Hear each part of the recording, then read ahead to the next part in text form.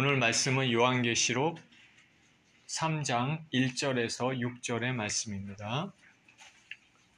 요한계시록 3장 1절에서 6절의 말씀 같이 한 목소리로 읽겠습니다. 시작. 사대 교회의 사자에게 편지하라. 하나님의 일곱 영과 일곱 뼈를 가지신 이가 이르시되 내가 내 행위를 아노니 내가 살았다는 이름은 가졌으나 죽은 자로다. 너는 일깨워 그 남은 바 죽게 된 것을 굳건하게 하라. 내 하나님 앞에 내 행위의 온전한 것을 찾지 못하였노니 그러므로 내가 어떻게 받았으며 어떻게 들었는지 생각하고 지켜 회개하라. 만일 일깨지 아니하면 내가 도둑같이 이르리니 어느 때에 내게 이르는지 내가 알지 못하리라. 그러나 사대에 그 옷을 더럽히지 아니한 자 몇 명이 내게 있어 흰 옷을 입고 나와 함께 다니리니 그들은 합당한 자인 연고라. 이기는 자는 이와 같이 흰 옷을 입을 것이요 내가 그 이름을 생명책에서 결코 지우지 아니하고 그 이름을 내 아버지 앞과 그의 천사들 앞에서 시인하리라. 귀 있는 자는 성령이 교회들에게 하시는 말씀을 들을지어다. 아멘. 사대교회에 보낸 편지 생명을 회복하라라는 제목으로 말씀을 나눕니다. 기도하겠습니다. 하나님 아버지, 감사와 찬양을 드립니다. 주님 말씀을 나누는 시간입니다. 오늘 사대교회에 보내시는 예수님의 메시지를 통하여서 우리 심령 가운데 들려지는 음성이 있도록 축복하여 주옵소서. 감사드리며 우리 주 예수 그리스도 이름으로 기도합니다. 아멘.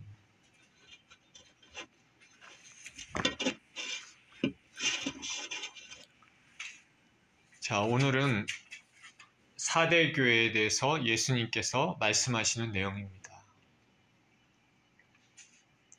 우리가 예수님이 각 교회에 대해서 말씀하시는 것을 지금까지 살펴봤죠. 에베소 교회, 또 서머나 교회, 그 다음에 어디 있죠? 두아디라 교회가 있었죠. 그리고 또 무슨 교회가 있었죠? 버가모 교회가 있었습니다. 자, 오늘은 사대교회입니다. 사대교회. 사대는 두아디라 남동쪽 약 48km 지점에 위치한 도시입니다. 이 사대라는 곳은 과거 리디아 왕국, 들어보셨는지 모르겠는데 리디아 왕국의 수도였습니다. 이 사대라는 곳은 상업적으로 번창했습니다. 어떤 산업이 유명했냐면 염직공업 아시죠? 그리고 양털 염색, 그리고 금모래. 모래가 금으로 되어 있나 봐요. 금모래가 유명해서 이 도시는 사치와 부의 도시였습니다. 그리고 무역의 요충지이기도 합니다. 사대라는 곳은 군사적인 면에서 이 사대라는 도시, 그 성체가 남쪽은 제외하고 모두 암벽으로 되어 있어서 난공불락의 성을 이루고 있었습니다. 그러니까 사대라는 곳을 침략하기 위해서는 동서북, 좌우 사방을 통해서 공격할 수 없고 남쪽을 통해서만이 공격할 수 있는 곳이기 때문에 사대라는 시는 방어하기가 참 용이한 난공불락의 요새 같은 시입니다. 그러다 보니까 사람들이 우리는 어떤 외부 세력에도 다 막아낼 수 있다라는 생각을 가지고 안이한 생활을 영위하고 있었습니다. 오히려 그 안이한 생활 때문에 두 번 정복을 당했다고 합니다. 한 번은 주전 6세기 고레스의 공격으로, 그리고 약 200년 후에 안티오쿠스의 침략으로 정복을 당했습니다. 종교적으로는 시벨리라는 여신을 섬겼다고 합니다. 시벨리라는 여신. 참 우상이 참 많죠. 고대에. 시벨리라는 여신을 섬겼고 또 우리가 잘 알듯이 황제 숭배가 있었습니다.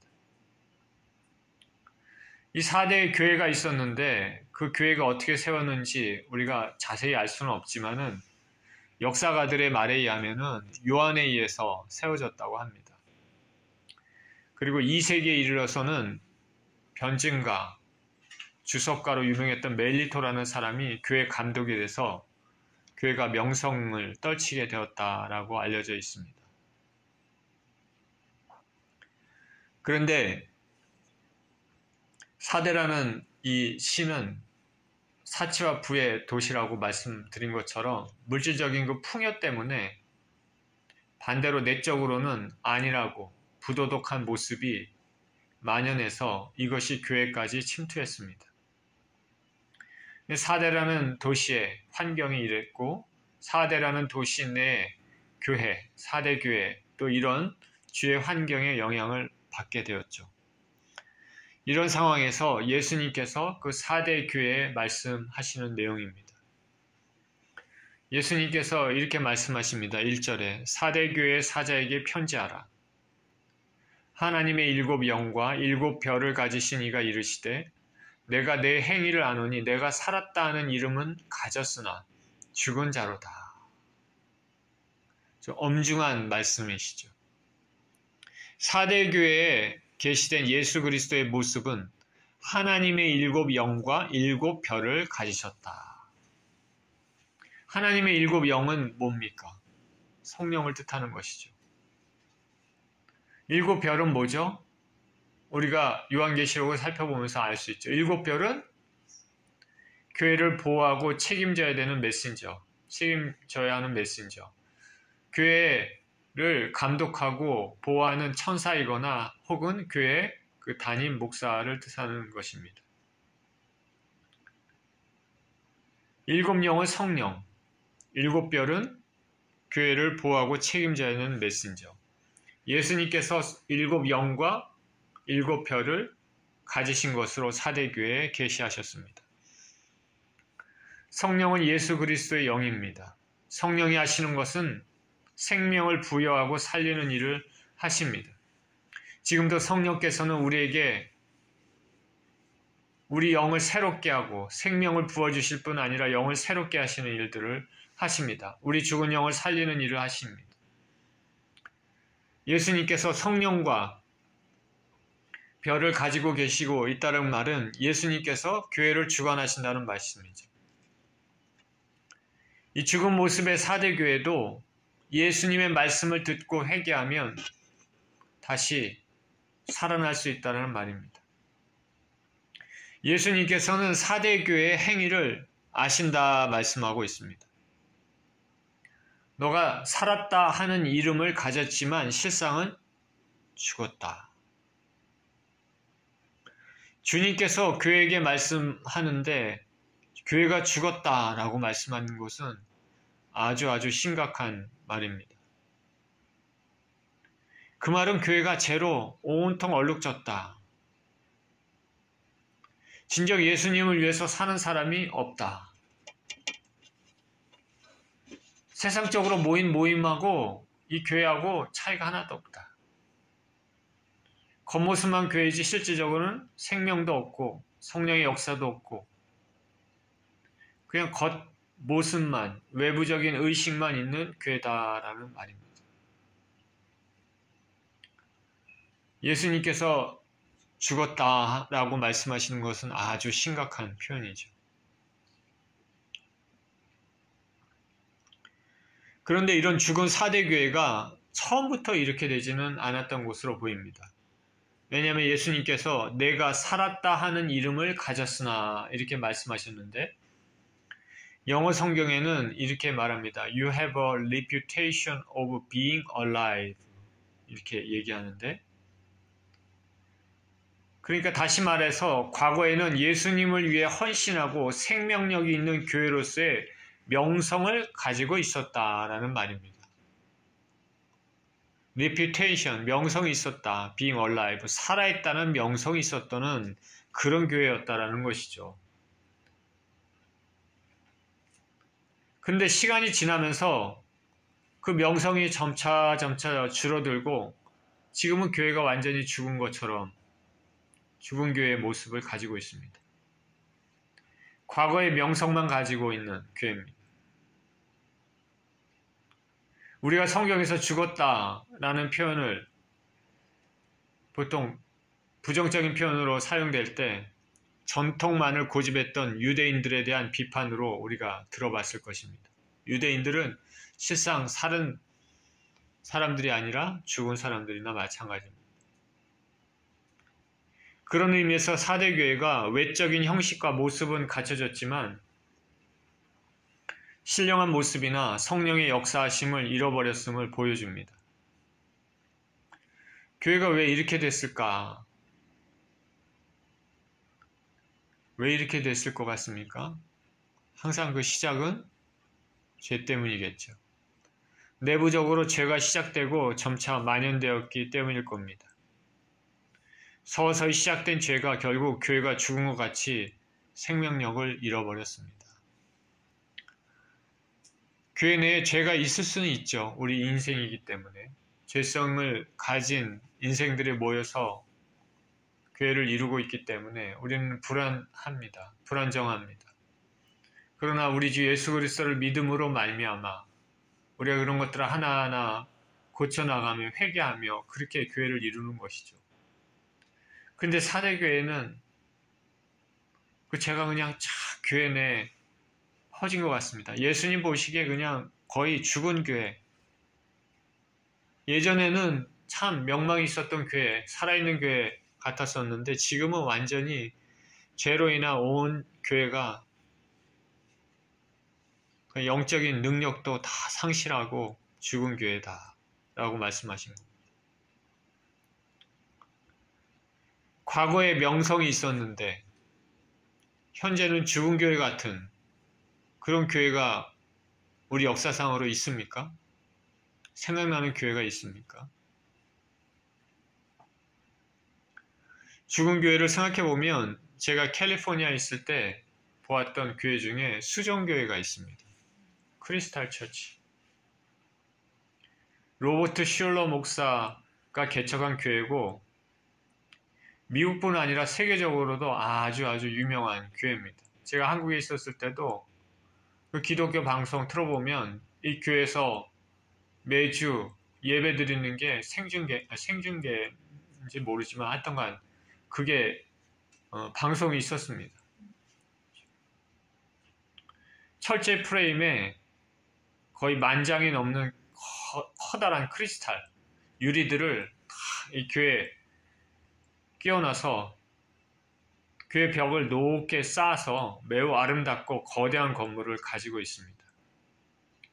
유리를 통해 빛이 들어오면 예배 드릴 때 본당이 환합니다. 멋있겠죠. 멋있겠죠. 지금 제 뒤에 유리가 있는데 여기를 통해서 빛이 들어오는 것처럼 교회 내부 본당이 다 이렇게 유리들로 이렇게 돼 있어서 그 빛이 위에서부터 쫙 비치면 그 안이 환하고 참 그럴듯합니다. 얼마나 아름답겠습니까? 이 교회를 보려고 많은 사람들이 방문할 정도로 유명합니다. 슐러 목사가 진행하는 Hour of Power, 능력의 시간이란 TV 프로그램은 기독교인들에게 굉장히 인기가 있었습니다. 그는 번영신약의 원조격입니다. 그래서 긍정의 사고를 강조했습니다. 적극적 사고를 통해서 성공할 수 있다. 그런데 제가 내부 상황에 대해서 말씀드리기는 어렵지만 교회 내부에 무거운 죄가 있었던 것 같습니다. 교회의 세수 문제, 그리고 슐러 목사와 그 자식들도 목사인데 자식들 간의 갈등, 목사와 자식들 간의, 아버지와 자식들 간의 갈등이 있고 그리고 또 자식들 간에도 갈등이 있고 그리고 재정적인 문제, 뭐 여러 가지로 교회가 어지러웠던 것 같습니다. 주님께서 회개할 기회를 주셨겠죠. 그런데 결국에는 해결되지 못하고 교회가 문을 닫았습니다. 카톨릭에 팔렸다는 말도 예전에 들었는데 지금은 어떤지 모르겠습니다. 한 13년 전, 4년 전에 한국에서 아는 사람들이 와서 그 교회를 보고 싶다고 해서 가본 적이 있습니다. 거대한 겉모습, 매우 화려하고 아름다운 교회였는데 주위에 기도하는 모양의 멋진 건물들도 있었습니다. 본당을 살펴보기 위해서 본당문 앞에 섰는데 유리문이 잠겨져 있어서 안에 들어가지 못했습니다. 근데 그 유리문으로 본당 안을 들여다봤는데 그 안의 모습은 참 놀라웠죠. 여기저기 쓰레기로 그냥 예배 본당 안이 쓰레기로 여기저기 지저분하게 있었습니다. 교회 안이 어떻게 이럴 수가 있지? 더군다나 한때 세계적으로 굉장히 유명했던 교회이기 때문에 의아스럽다는 생각이 들었습니다. 4대 교회는 과거에 명성이 있었던 교회였습니다. 그런데 무슨 이유로 그 명성은 다 쇠퇴하고 지금은 겉모습만 남은 교회가 됐습니다. 4대 교회를 향해서 예수님께서 말씀하신 그 말씀에서 죽었다 하는 표현 외에 어떤 구체적인 말씀이 없습니다. 이걸 보건대 이 4대 교회는 다른 우리가 여태까지 봤던 그 교회에서 겪고 있는 이단의 위협이나 외부의 핍박이나 이런 것들이 상대적으로 적었을 심하지 않을 가능성이 있습니다. 그런데도 교회가 죽었다 예수님 말씀하시는 것은 이런 신앙을 갖게 됐다는 것은 평탄하고 안일한 신앙생활이 오히려 독이 될 수 있음을 보여줄 수 있다는 생각이 듭니다. 4대 교회의 겉모습은 아무 문제 없어 보입니다. 교회로서의 겉모습은 있기 때문에 있습니다. 그런데 내적으로는 성령의 역사가 없고 외부적인 모습만 갖춰져 있는 것 같습니다. 우리가 성령이 없는 교회, 성령이 없는 기도, 성령이 없는 예배, 성령 없이 하는 섬김, 이것은 죽은 것과 같습니다. 저 여러분 매주 예배드리는 이 예배를 통하여서 우리 주님께서 역사하십니까? 예배를 통해서 우리 주님께서 우리 심령 가운데 역사하시는 것을 여러분 체험하십니까?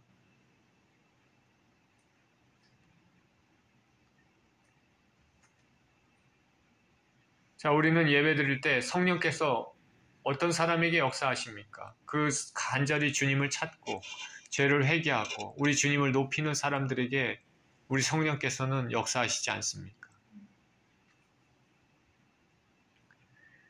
우리는 하나님에 대한 갈급함과 진실함이 있어야 되겠습니다. 죽은 신앙은 불신자와 같은 상태와 똑같습니다. 4대 교회는 이런 상태였습니다. 2절입니다. 너는 일깨워 그 남은 바 죽게 된 것을 굳건하게 하라. 내 하나님 앞에 내 행위에 온전한 것을 찾지 못하였느니 그러므로 내가 어떻게 받았으며 어떻게 들었는지 생각하고 지켜 회개하라. 만일 일깨지 아니하면 내가 도둑같이 이르리니 어느 때 내게 이르는지 내가 알지 못하리라. 예수님께서는 사대교에게 일깨워 죽게 된 것을 굳게 하라 이렇게 명하십니다. 일깨워라는 헬라어 기누 그레고노는 계속적인 경성함, 깨어있음을 나타냅니다. 죽은 자와 같이 잠자지 말고 깨어있어라. 계속적으로 깨어있어라. 제가 서두에 4대 지역이 난공불락의 천연 요새로 되어 있어서 안일함에 빠져서 2번이나 점령을 당했다 말씀드렸습니다. 이런 과거를 아는 4대 교회 사람 또 교인들에게는 예수님 말씀이 특별한 경고가 되었을 것입니다. 예수님께서 복음서에서 다시 오실 때 징조를 말씀하시면서 항상 너희는 깨어있어라 말씀하십니다. 인자가 언제 올지 모르기 때문입니다. 깨어있어라. 예수님께서 일깨워 그런 권면을 4대 교회에 하시는데 이것은 교회가 거의 그냥 넉다운된 죽은 상황이지만 완전히 죽은 건 아니다 라는 것이죠. 일깨워 그 남은 바 아직 기회가 있습니다. 예수님은 회개를 촉구하십니다. 죽게 된 것을 헬라어는 미완료 능동태 시상입니다. 이거는 부분적으로는 살아있음을 보여줍니다. 주님은 굳게 하라라고 명하심을 아직 남아있는 영적 생명을 견고히 보존하라 말씀합니다. 교회 행위가 온전한 것이 없으니 이전에 어떻게 받았고 어떻게 들었는지 생각하고 지켜 회개하라 명하십니다. 처음에 복음을 받을 때 그 순전한 복음을 진실함으로 받고 세상의 핍박에 타협하지 않고 세상 풍조에 물들지 않고 복음을 들은 대로 믿음 생활한 것으로 그렇게 보입니다. You have a reputation of being alive. 과거의 명성이 있었습니다. 그때는 주님 보시기에 사랑스러운 교회였고 그 믿음이 다른 지역에도 퍼졌던 명망이 있었던 그런 때였습니다. 그러니까 예수님께서는 그때를 생각하고 지금의 상황에서 돌이켜서 회개하라고 명하십니다. 우리 속담에 고인물이 썩는다라는 말이 있는데 신앙도 항상 주님 앞에서 자신을 살펴보고 새로워지지 않으면 뒷걸음질 칠 수 있는 것이죠. 저에게도 마찬가지입니다. 말라기서 우리 알지 않습니까? 말라기서에서는 유대 백성들이 바사에서 다시 예루살렘에 귀환한 후에 성전을 건축하고 제사를 드렸습니다. 근데 세월이 많이 흘러도 하나님의 뚜렷한 역사가 보이지 않는 것 같이 느껴질 때 온전한 제사를 드리지 못하고 그러다 보니까 제사가 하나의 형식처럼 되었습니다. 제사 드리는 것이 번거롭게 되었습니다. 우리가 매주 예배 드리는 것, 주일 예배로 모이는 것, 이런 것들이 형식처럼 되면 참 힘들겠죠. 말라기서 1장 6절에서 13절에 이렇게 얘기합니다. 내 이름을 멸시하는 제사장들아, 나 만군의 여호와가 너에게 이르기를 아들은 그 아버지를, 종은 그 주인을 공경하나니 내가 아버지일진데 나를 공경함이 어디 있느냐? 내가 주인일진데 나를 두려워함이 어디 있느냐 하나 너희는 이르기를 우리가 어떻게 주의 이름을 멸시하였나이까 하는도다. 너희가 더러운 떡을 나의 제단에 드리고도 말하기를 우리가 어떻게 주를 더럽게 하였나이까 하는도다.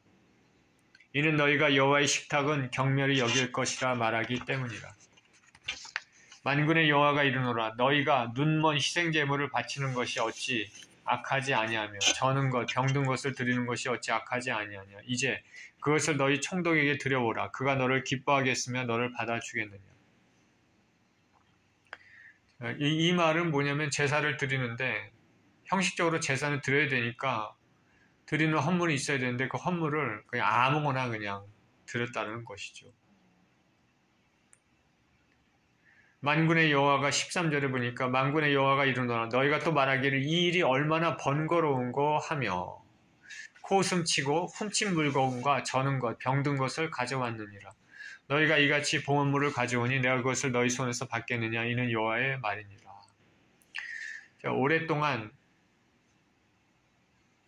무슨 연유인지 우리는 알 수는 없지만은 메마른 가운데 예배를 드렸는데 예배를 드리다 보니까 예배가 무겁게 되고 제사가 무겁게 되고 귀찮게 되고 형식적인 것이 되니까 아무거나 갖다 드리는 것이죠.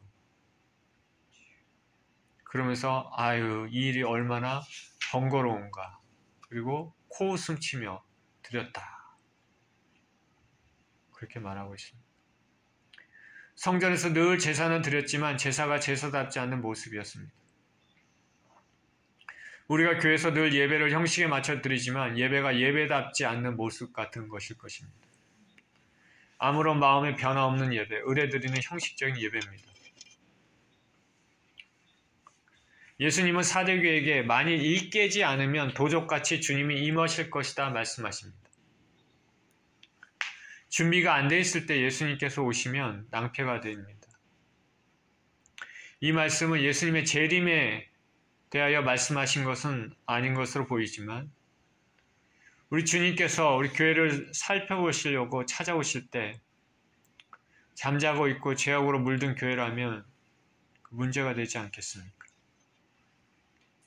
예수님이 오실 때 주의 날이 도둑같이 이루는 것 같이 우리는 항상 주님이 우리를 살펴보신다고 생각하며 깨닫고 깨어서 믿음 생활을 해야 될 것입니다. 어느새 더 이상 깨달음도 없고 하나님과의 인격적인 만남도 없고 인격적인 갱신도 없는 무미건조한 그런 신앙의 삶에 빠져들면 안 되겠습니다. 4절입니다. 그러나 사대에 그 옷을 더럽히지 아니한 자 몇 명이 내게 있어 흰 옷을 입고 나와 함께 다니리니 그들은 합당한 자인 연고라. 죽은 교회 같은 그 사대 교회도 살아있는 사람이 있는 것이죠. 아주 적은 인원, 몇 명이 있습니다. 아주 적은 무리입니다. 극소수는 주님 곁에 꽉 붙어 있어서 신실한 믿음을 지켰습니다. 이들은 옷을 더럽히지 아니했다라고 말합니다. 옷을 더럽히지 아니했다는 것은 우리가 요한계시록 그 각 교회에 대해서 예수님 말씀하시는 것을 통해서 우리가 알 수 있겠죠. 기독교적인 순결함을 뜻합니다. 오늘날도 마찬가지지만은 당시 로마 시대 그레코 로만 그런 사회에서는 사회가 엄청 온통 타락한 풍조로 가득 찼습니다. 그걸로 유명합니다. 그레코 로마 시대 때는. 사회가 온통 타락했습니다. 사회가. 냄새나고 토할 것처럼 온통 부패한 사회였습니다. 오늘날도 그렇죠. 사회의 타락한 풍조나 그 혼합주의에 거기에 물들지 않고 깨끗한 옷을 입고 영적으로 깨끗한 사람들이 사대교회에 있었다는 것이죠. 그러니까 사대라는 도시는 양모 산업이 발달한 곳이고 염색 공업이 발달한 도시이기 때문에 예수님의 이 말씀은 이 사대교회 사람들에게 어떤 의미로 다가오는지 잘 알고 있었을 것입니다. 옷을 더럽히지 않는 사람들, 순수한 믿음의 사람들에게 주님이 주시는 그 상급이 뭐냐? 흰 옷을 입고 다니게 하겠다. 흰 옷은 거룩함을 상징합니다. 하나님께서는 흰 옷을 입고 계십니다. 거룩한 천사들도 흰 옷을 입고 있습니다. 예수님은 변화상에서 흰 영광의 광채를 입으셨습니다. 요한계시록에서도 예수님을 위해 순교한 사람들이 흰 옷을 입고 있다고 말하고 있습니다. 우리들에게 흰 옷은 예수님의 속죄의 은혜로 말미암아 의의 옷을 입는 것을 말합니다. 흰 옷을 입고 있다는 것은 심판을 면하며 영원한 천국에 들어갈 은혜를 얻은 그 사람들을 뜻하는 것이죠. 이들이 이런 은혜를 받은 것은 성결함, 거룩함을 지켰기 때문입니다. 저 여러분이 각자 지금 옷을 입고 있지만, 이 육신의 옷을 입고 있지만은, 육신을 가리는 옷을 입고 있지만, 우리의 내면 안에, 우리의 영에는 어떤 옷을 입고 있을까?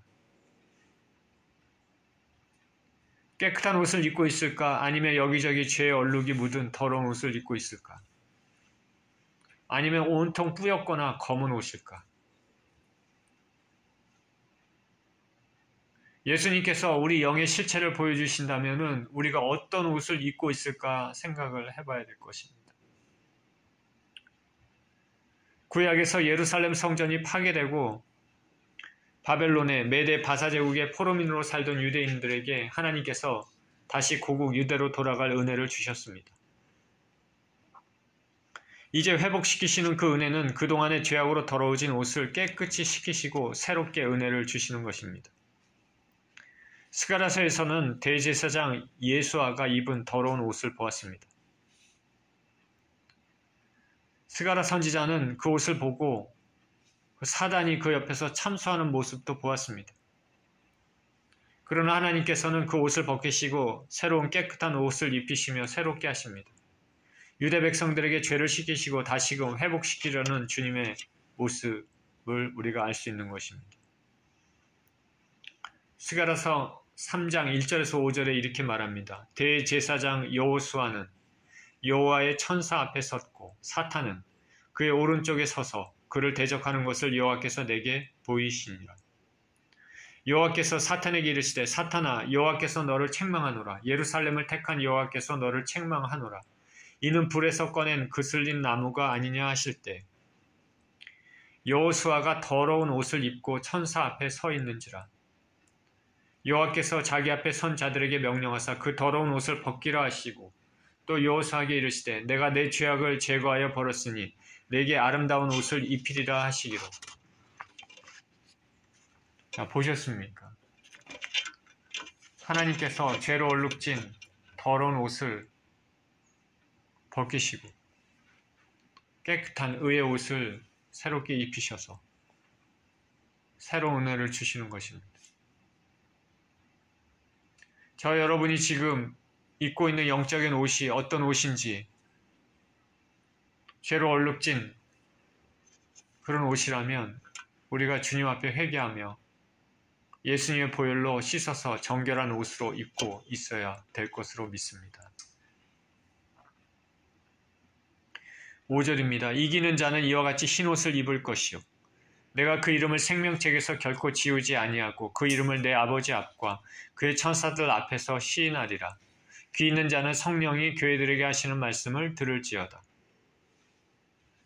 예수님은 4대 교인들 가운데서 믿음으로 승리한 자들에게 3가지 약속을 주십니다. 먼저는 흰옷을 입을 것입니다. 거룩한 천국에는 죄의 흔적이 없습니다. 죄인들이 천국에 갈 수 없는 이유는 천국과 그들은 어울리지 않기 때문에 그렇습니다. 결혼 예식장에 거짓 옷을 입고 냄새를 풍기면서 참석할 수 있겠습니까? 예수님은 이기는 자에게 흰옷을 주십니다. 주님과 영원한 복락의 교제를 누리게 해주시겠다는 약속입니다. 두 번째 약속은 생명책에서 그 이름을 결코 지우지 않겠다 하는 약속입니다. 이 생명책은 이 세상에서 가장 중요한 책입니다. 영생을 얻게 될 사람들의 이름만 적혀 있기 때문입니다. 생명책에 간절히 바라는 것은 저와 여러분들의 이름이, 저와 여러분들의 가족의 이름이, 저 여러분들이 사랑하시는 사람들의 이름이 그 책에 꼭 적혀 있기를 바랍니다. 그것도 진하게 적혀 있기를 바랍니다. 그리고 할 수 있으면 수많은 영혼들이 이름이 그곳에 적혀 있기를 바랍니다. 예수님은 옷을 더럽히지 않은 자에게 생명책에서 그 이름을 흐리지 않겠다고 말씀하십니다. 그 이름을 흐리지 않겠다. 어찌 보면 두려운 말입니다. 생명책에 이름이 적혀 있다가 흐려질 수 있다는 말일까? 신학적인 얘기를 여기서 하기보다는 우리는 이 세상을 살면서 끝까지 주님을 위해 신실한 믿음을 지켜야 한다는 것입니다. 그것이 구원을 잃어버리지 않는 길입니다. 우리의 구원은 계속해서 완성해 나가야 합니다. 누군가가 나는 예수님 믿었으니 구원받았다고 하면서 그 이후의 삶이 점점 주님과 멀어져 살았다면 그 사람은 진정으로 구원받은 사람은 아닐 것입니다. 예수님께서 주신 3번째 약속은 아버지 하나님 앞과 천사들 앞에서 시인하겠다 라는 말입니다. 그날에 하나님 앞에 서는 날에 예수님께서 아무개는 저 누구는 저 세상에서 살 때 나를 위해 신실한 믿음을 지키며 살았습니다. 예수님께서 이렇게 말씀해 주시는 것입니다. 마태복음 10장 32절 33절에 이렇게 얘기합니다. 누구든지 사람 앞에서 나를 시인하면 나도 하늘에 계신 내 아버지 앞에서 그를 시인할 것이요. 누구든지 사람 앞에서 나를 부인하면 나도 하늘에 계신 내 아버지 앞에서 그를 부인하리라. 누가복음 12장 8절 9절도 이렇게 얘기합니다. 내가 또한 너에게 말하노니 누구든지 사람 앞에서 나를 시인하면 인자도 하나님의 사자들 앞에서 그를 시인할 것이요. 사람 앞에서 나를 부인하는 자는 하나님의 사자들 앞에서 부인을 당하리라. 사탄은 무척 영리한 존재입니다. 우리의 모든 상황과 죄를 알고 있습니다. 앞서 대제사장 여호수아를 참수한 것처럼 우리의 작은 죄 하나까지도 꼬치꼬치 따지면서 심판받을 존재로 고소할 것입니다. 저와 여러분들은 죄가 있지 않습니까?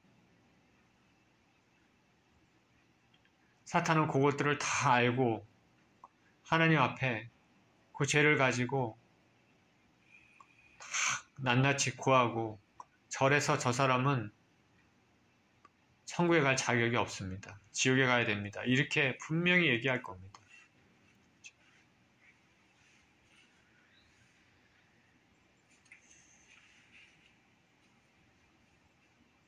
그때 우리 주 대신 예수님께서 변호사로 우리 앞에 대신 변호해 주십니다. 변호를 받는 것이 무엇입니까? 우리가 예수 그리스도의 공로를 의지하고 그 피로 씻김 받는 것입니다. 아무개는 비록 죄를 짓기도 했지만 그렇지만 회개하고 나의 피로 씻김을 받았으니 천국에 들어갈 자격이 있습니다. 라고 우리를 변호해 주시는 것입니다. 이 땅의 법정에서도 심판받으면 두렵고 그렇지 않습니까? 그러나 하늘나라의 법정에서 심판받는 거는 이거는 두려움 이런 걸 떠나서 영원한 멸망으로 가는 거기 때문에 무시무시한 것이죠. 우리가 죄가 있지만은 그러나 우리 주 예수 그리스도를 꽉 붙잡고 나는 죄인입니다. 그러나 우리 주님의 은혜로 나는 죄사함을 받고 깨끗함을 받습니다. 우리 주 예수 그리스도의 은혜 때문에 나는 삽니다. 그 예수님을 자꾸 붙잡고 이 땅에서 시인하고 이렇게 살아가면 예수님이 절대 놓아주지 않으시는 것입니다. 사단이 뭐라고 해도 예수님은 우리를 붙잡고 계시는 것입니다. 그렇기 때문에 신앙은 은혜입니다. 그렇기 때문에 신앙은 은혜입니다. 사단이 아무리 참소해도 예수님께 끝까지 붙어있는 영혼들은 절대 내어주지 않으실 것입니다. 그러니까 우리는 수시로 생각나는 죄를 회개하며 거룩하게 살도록 노력하고 애써야 할 것입니다. 언제까지? 이 땅을 떠날 때까지입니다. 예수님께서는 죽은 자와 방불한 사대교회의 영적 생명을 회복하도록 호된 책망과 경고를 주셨습니다. 우리는 흰옷을 입고 영원히 주님과 함께 살기 위해 죄를 회개하면서 세상에 물들지 않아야 하겠습니다. 신실한 믿음으로 주님 곁에 붙어 있는 삶을 사시는 저와 여러분 모두 되시기를 예수 그리스도 이름으로 축원드립니다. 기도하겠습니다. 생명의 주님, 사대교회는 과거에 신앙의 명망이 있었던 교회였지만 어느 순간부터 그 명망엔 다 사라지고 거의 죽은 교회같이 돼버렸습니다. 그런데 그 교회 내에서도 아주 극소수 의지만 흰옷을 입고 세상에 물들지 않은 사람들이 있었습니다. 하나님 우리 아버지, 주께서는 사대교회를 사랑하시고 주님의 백성들을 사랑하셔서 회개하고 돌이키기를 원하십니다. 하나님, 우리도 죄인임을 우리가 고백을 드립니다.